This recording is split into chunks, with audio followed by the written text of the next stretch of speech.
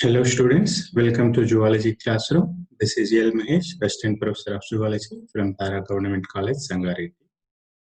In today's class, we are going to discuss about transport of carbon dioxide.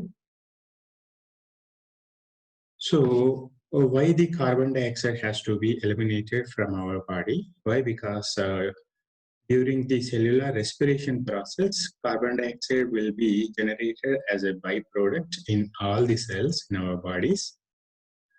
So when this carbon dioxide concentration is increased inside our body, that leads to the change in the pH of our body fluids.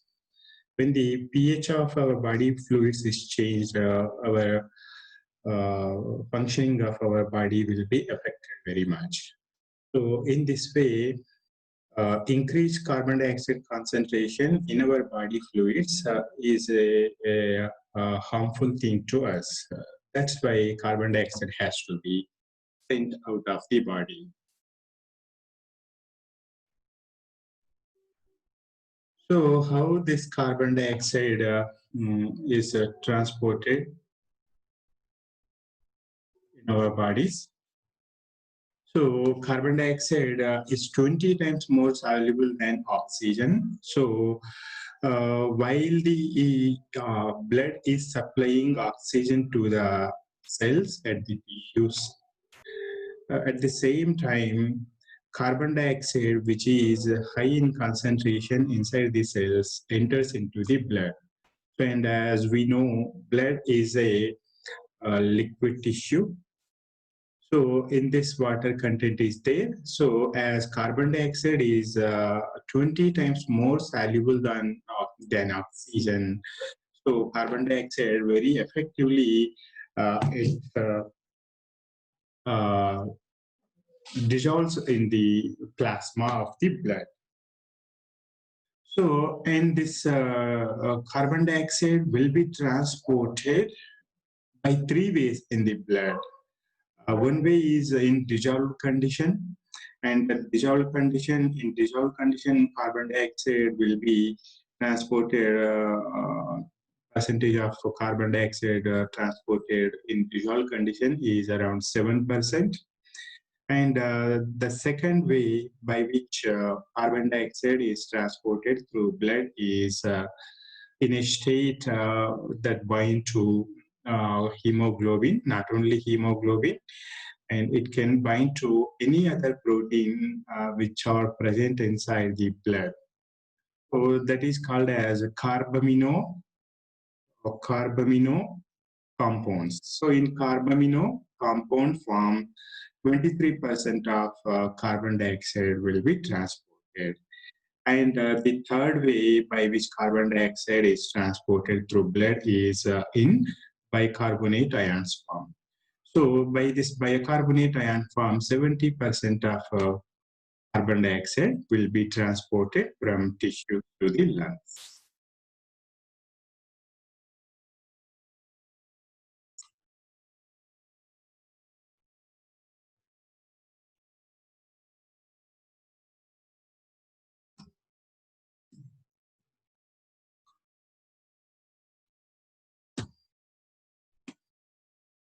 Okay. So coming to the entry of carbon dioxide into the alveoli, that happens in external respiration.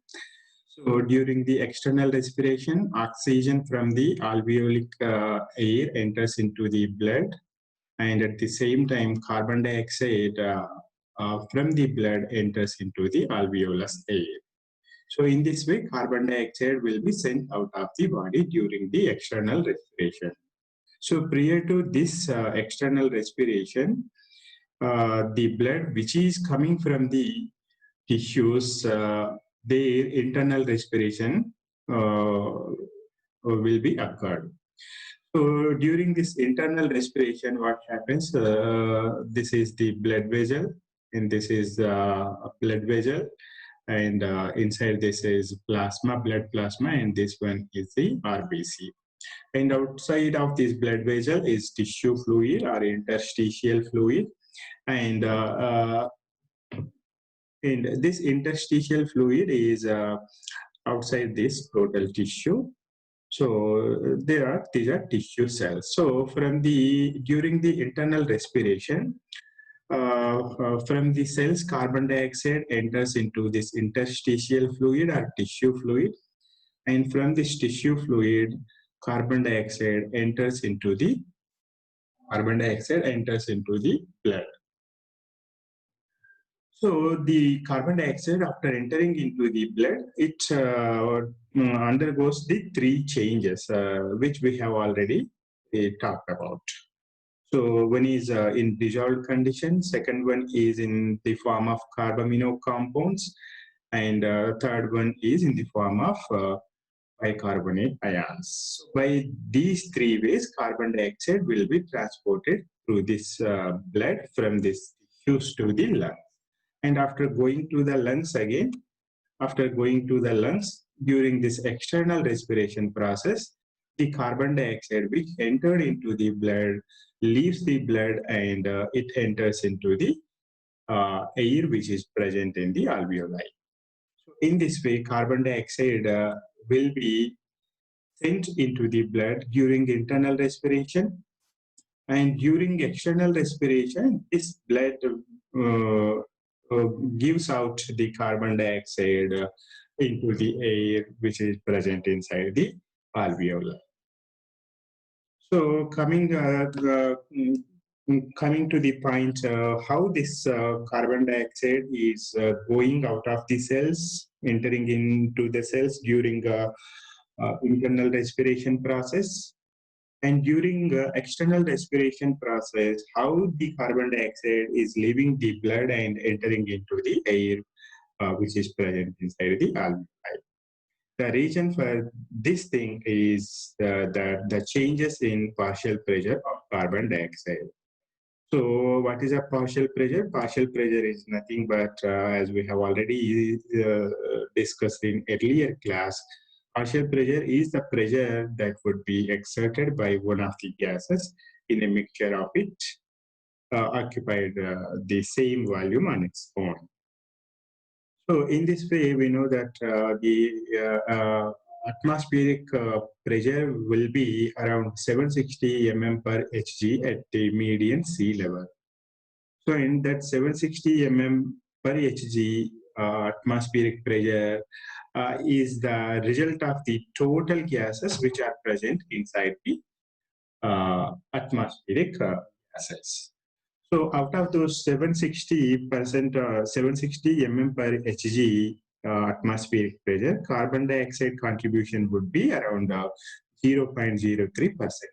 So 0.03% of pressure out of 760 mm per Hg will be the partial pressure of carbon dioxide. So that will be the partial pressure of carbon dioxide in the atmospheric air.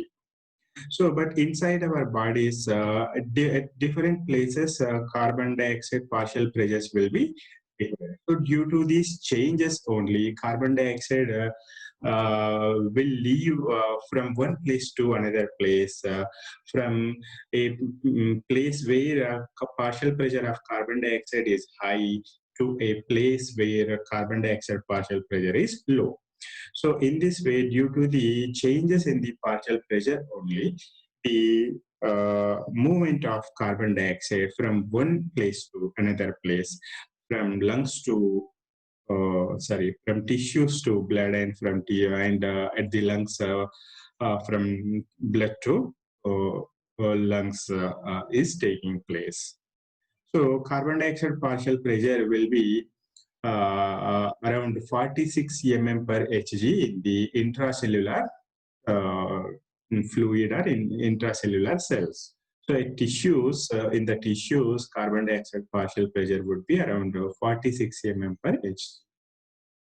And in the interstitial fluid or tissue fluid, CO2's partial pressure or PCO2 will be around 45 mm per Hg. So the difference between the cells and the tissue fluid which is outside the cells is just 1 mm per Hg. But this 1 mm per Hg is enough for the movement of carbon dioxide from cells into the tissue fluid. Why? Because as we have already talked about, carbon dioxide is 20 times more readily dissolvable in water than oxygen. So whereas the oxygen cannot move from one place to another place when there is only a concentration or partial pressure difference of only 1 mm per Hg. So when this much small difference in the partial pressures is there, case of oxygen, oxygen cannot move or cannot be transferred from one place to another place so easily. But in the case of carbon dioxide, it is not like that. Why? Because carbon dioxide has a character of more dissolvability than the oxygen. So that's why carbon dioxide can easily leave the cells, enters into the tissue fluid. So, and from again, after entering into the tissue fluid, again, it leaves, it enters into the blood. Why? Because the interstitial fluid mm, partial pressure of carbon dioxide is 45 mm per Hg, whereas the partial pressure of carbon dioxide inside the blood will be around 40 only. So there is a difference of 5 mm per Hg. So this 5 mm per Hg difference leads to the carbon dioxide transfer from interstitial fluid into the blood. So in this way, carbon dioxide partial pressure differences are uh, causing to this movement of carbon dioxide from cells to tissue fluid and from tissue fluid to. And again, after coming to the lungs, so after coming to the lungs, again, what happens in the lungs? Carbon dioxide partial pressure in the blood. Carbon dioxide partial pressure is around 45 mm per Hg, whereas in the lungs, the carbon dioxide partial pressure is low. It is 40 only. So in this way, in the blood, carbon dioxide PCO2 is 45 mm per Hg, but in the alveoli, it is 40 mm per Hg only. So there is a difference of 5 mm per Hg in between the blood and the alveolic area. So due to these changes, this carbon dioxide leaves the blood and enters into the alveolic area. So in this way, the changes, the differences in the partial pressures of carbon dioxide are causing to the movement of carbon dioxide from blood to the alveolic area. So the three ways by which carbon dioxide is transported, let us discuss about them. The first one, carbon dioxide transport.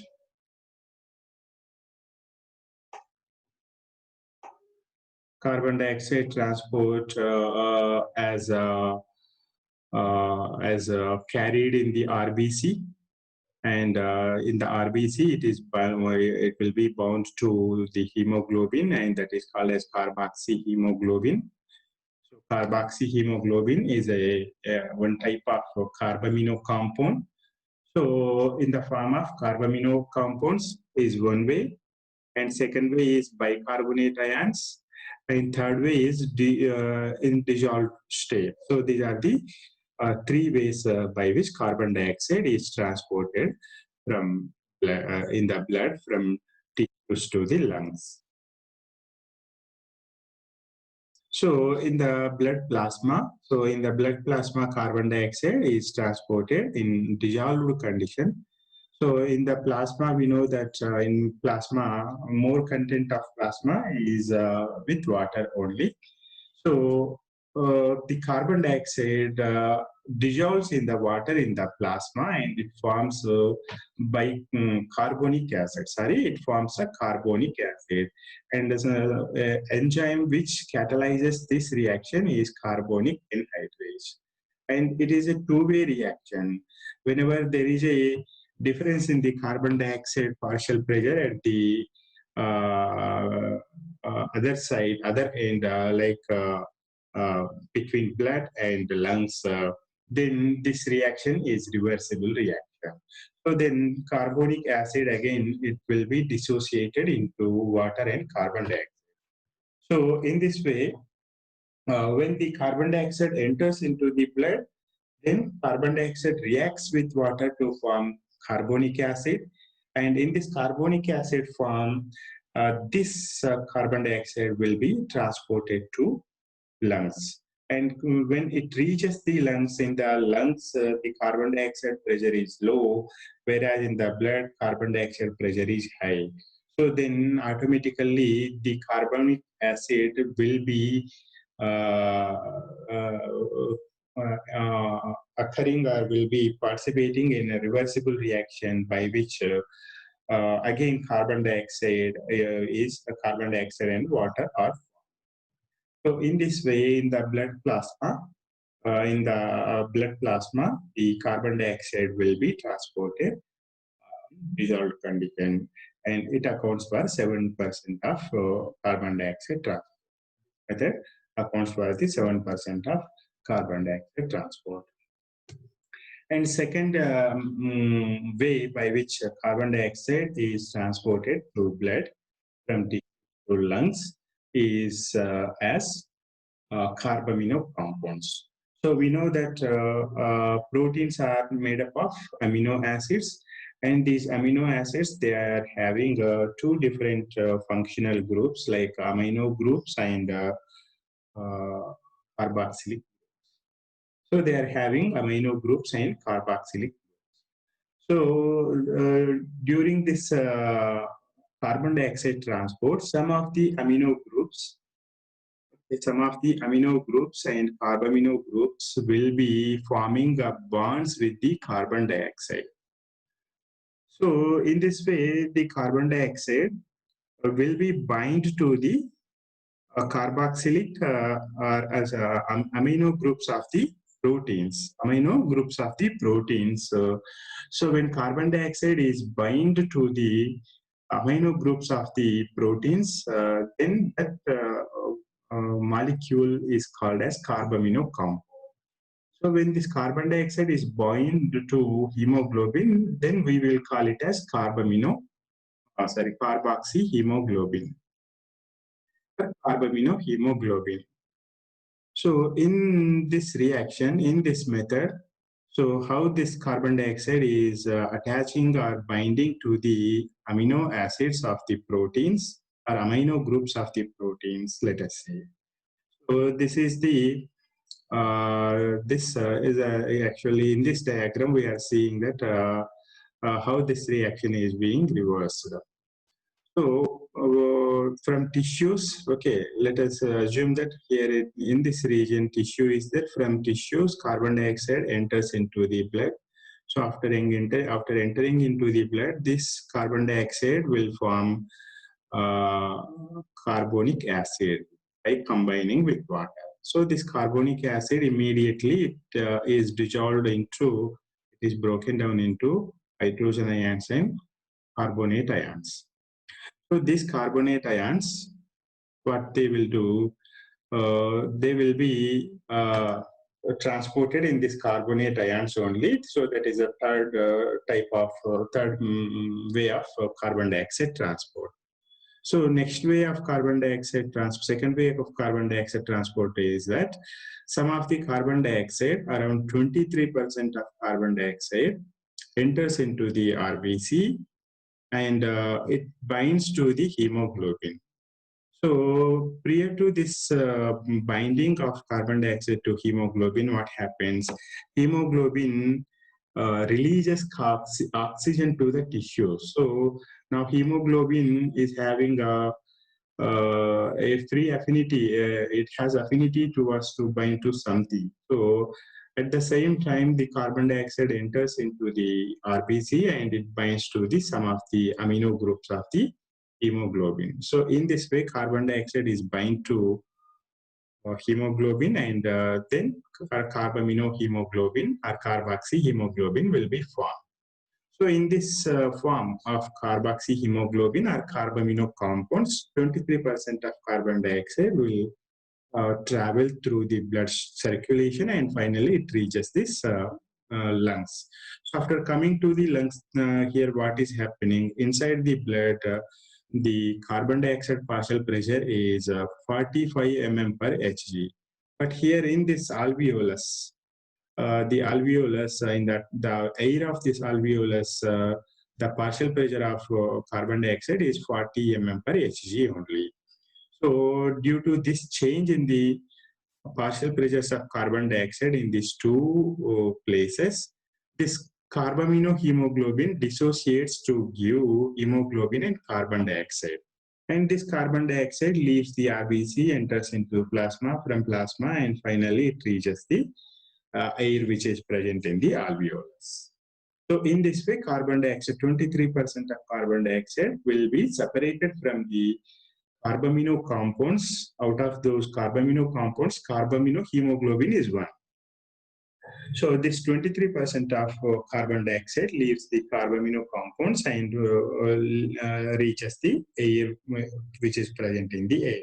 At the same time, what happens? Oxygen enters into the blood, and this oxygen, after entering into the RBC, it binds to the hemoglobin. So in this way, hemoglobin is carrying carbon dioxide from tissues to lungs, and it is carrying oxygen from lungs to tissues. So this is the second method of carbon dioxide, second way of carbon dioxide transported through the blood in the form of carbamino compounds.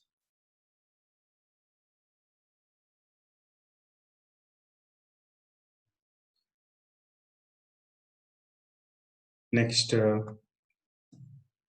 third way carbon dioxide transported through blood is as a bicarbonate ion.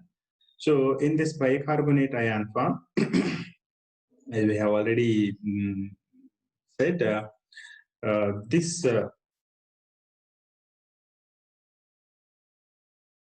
carbon dioxide, after entering into the RBC, so it binds with this water. Okay, it binds with water to form carbonic acid. This carbonic acid immediately dissociates into hydrogen ions and bicarbonates. So these bicarbonates, what they will do, they will not going to stay inside the RBC. Why? Because that leads to the change in the pH, all those conditions. So for that purpose, what happens? Bicarbonate ion leaves the RBC. Bicarbonate ions leave the RBC, and they will enter into the plasma. So at the same time, what happens to compensate the loss of bicarbonate ions from RBC to the plasma? Chloride ions will enter into the RBC. So this thing is called as chloride shift. So most of the carbonate ions, carbonate ions or bicarbonate ions, they will be present in the plasma. Some of the bicarbonate ions will stay in RBC also, but most of them, they will go out of the RBC and reach the plasma. So in this way, in the blood plasma, these bicarbonate ions, they will bind to some sodium or potassium ions, and finally they will form sodium bicarbonates or potassium bicarbonates. In this way, as the sodium or potassium bicarbonates form, 70% of carbon dioxide will be transported from tissue. After reaching the lungs, what happens? Due to the partial pressures in between this alveolar air and blood at the lungs, what happens? This again, this bicarbonate ions, they will be separated from the sodium or potassium, whatever they were earlier bind to. So again, bicarbonate ions, they will enter into the RBC. and again they will bind to this hydrogen ions to form carbonic acid. This carbonic acid again it will dissociate into carbon dioxide and water, and this carbon dioxide now leaves the RBC, enters into plasma. From plasma it reaches the air in the alveolus. So in this way 70% of carbon dioxide is transported in the form of bicarbonate ions. So release of carbon dioxide from carbonates. So after reaching the lungs, okay, after reaching the lungs, what's happening? So in this diagram, we can clearly see this chloride shifting also. Okay. So after reaching this uh, lungs, the RBC, so bicarbonate ions, they will enter into the RBC, and earlier during the chloride shift, chloride ions they entered into the RBC from plasma. Now these chlorides are again they are going back. When bicarbonates enter into the RBC, at the same time chloride ions also they will go out of the cell. This is called as reverse chloride shift. So, and after entering into the RBC, this bicarbonate ions they will bind to hydrogen ions. Earlier, these hydrogen ions they were bind to hemoglobin, and now this hemoglobin releases them. Hemoglobin releases those protons or hydrogen ions. Now these proton ions and carbonate ions react to with each other to form carbonic acid. Now this carbonic acid participates in a reversible reaction to give rise to carbon dioxide and water. Now this carbon dioxide enters into the plasma and from the to into the lungs, into the lungs or alveoli. So in this way, carbon dioxide is released from bicarbonate ions and enters the lungs, and from lungs it is expelled to the exterior.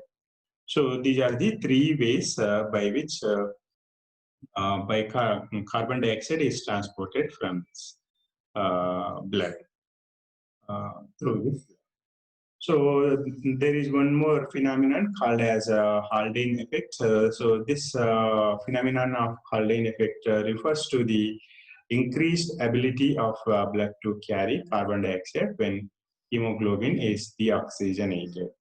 So here what's happening, earlier in the last class we have seen about Bohr effect.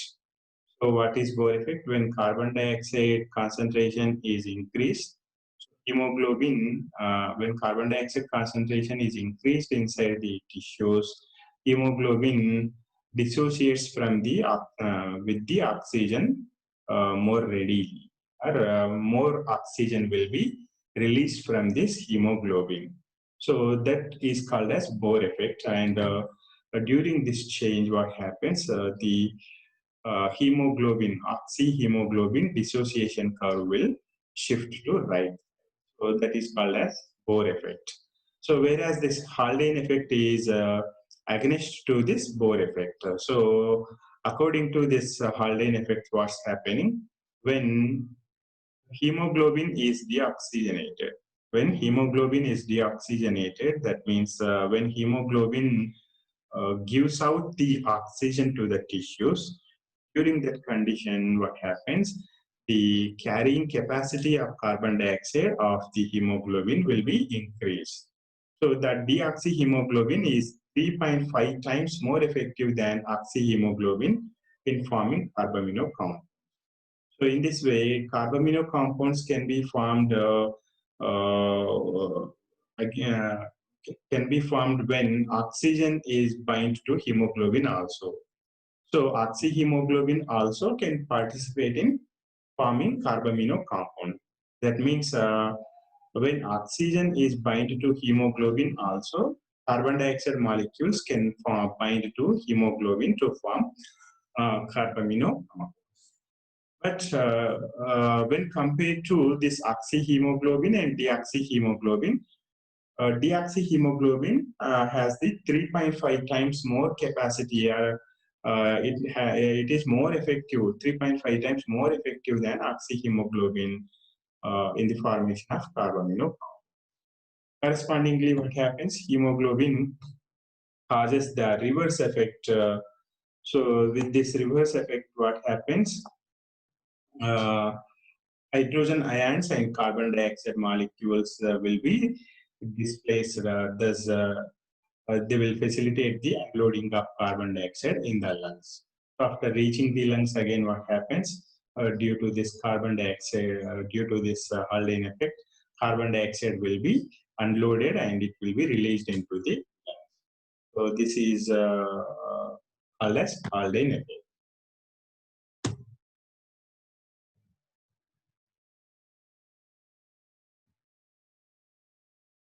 So with this, we have finished the transport of carbon dioxide, and next class we will meet with another